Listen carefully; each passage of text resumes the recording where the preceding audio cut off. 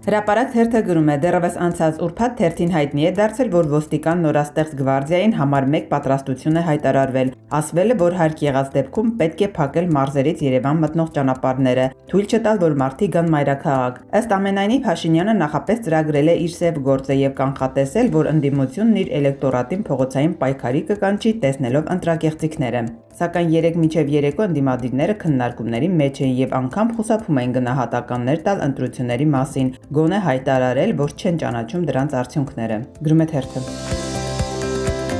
Ժողովուրդ օրաթերթը գրում է. հունիսի 7-ին կայացած խորհրդարանական ընտրությունների արդյունքները վերլուծելիս ակնհայտ է դառնում, որ հաղթանակը միայն քաղաքական ուժի հաղթանակ չէր, սա նաև քաղաքական ոճի, քարոզչական մեթոդների, հասարակական տրամադրությունների եւ արժեքային ընտրության հաղթանակ էր։ Առաջին հերթին հաղթեց Նիկոլ Փաշինյանը որպես անհատ քաղաքական գործիչ, ոչ այնքան քաղաքացիական պայմանագիրը, որքան հենց Փաշինյանը։ Քարոզարշավի հիմնական դեմքը նա էր, ինքն էր խոսում, ինքն էր համոզում, ինքն էր վերցնում քաղաքական հարվածները, ինքն էր դառնում քննադատության գլխավոր թիրախը։ Քարոզարշավն ամբողջությամբ կառուցված էր նրա անձի շուրջ եւ արդյունքը ցույց տվեց, որ այդ մարտավարությունն աշխատեց։ Հաղթեց Փաշինյանի աշխատասիրությունն ու քարոզչական հմտությունը։ Մինչ բազմաթիվ քաղաքական ուժեր քարոզարշավը սկսում էին օրվա երկրորդ կեսից, Փաշինյանը վաղ առավոտից արդեն մարզերում էր ուրախ ավտոբուսով, հանդիպումների մեջ էր, աշխատում էր քաղաքացիների հետ։ Այս ընտրություններում հաղթեց նաև քաղաքական կոշտ, անընդունելի բառապաշարը, տարիներ շարունակ հանրային ու քաղաքական շրջանակներում քննադատության արժանացած խոսույթը բռնել, կզացնել, պատերով տալ, ասֆալտին փռել եւ նմանատիպ արտահայտությունները ոչ միայն չվնասեցին Փաշինյանի վարկանիշին, այլ փաստորեն դարձան նրա քաղաքական կապիտալի մի մասը։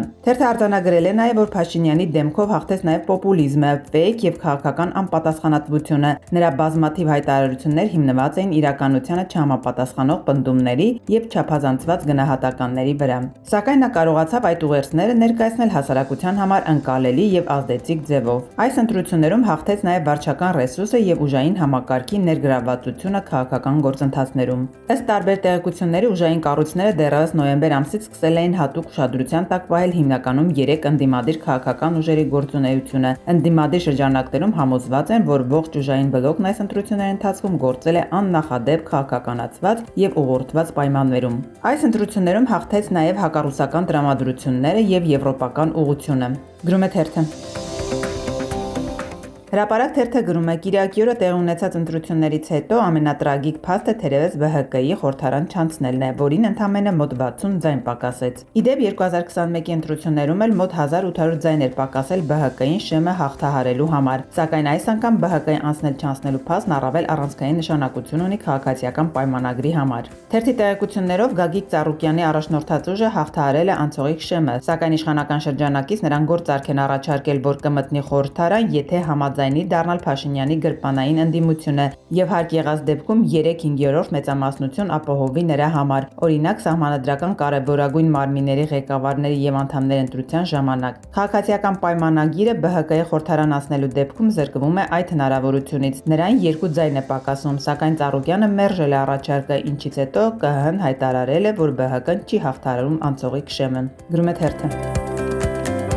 Հրապարակ թերթը գրում է. քաղաքացիական պայմանագրի սահմանադրական մեծամասնություն չստանալու փաստն ուրախությամբ են ընդունել նաև քաղաքացիական պայմանագրի ծպտյալ ռուսամետները եւ գործարար խավը, քանի որ նրանց կարծիքով Փաշինյանը դրանով հնարավորություն է ստանում իրեն Ռուսաստանի դեմ քայլերի մղող արևմուտքի առջև մանևրելու, նրա պարտադրանքին չենթարկվելու եւ կարող է առաջիկայում էլ ժամանակ ձգել Ռուսաստանի դեմ ակտիվ գործողությունների չգնալ։ Օրինակ ԳԱՏՄ-ից դուրս չգալ, 102-րդ ռազմաբազայից չհրաժարվել։ Չունենալով սահմանադրական մեծամասնություն եւ խորհրդարանում ունենալով ռուսամետ, գոնե Ռուսաստանի հետ բնականon հարաբերություններ կառուցելու կողմնակից ընդդիմություն, Փաշինյանը ըստ թերթի զրուցակցի կարող է մանևրել եւ չկատարել Եվրոպայից եկող վտանգավոր հրահանգները։ Գրում է թերթը։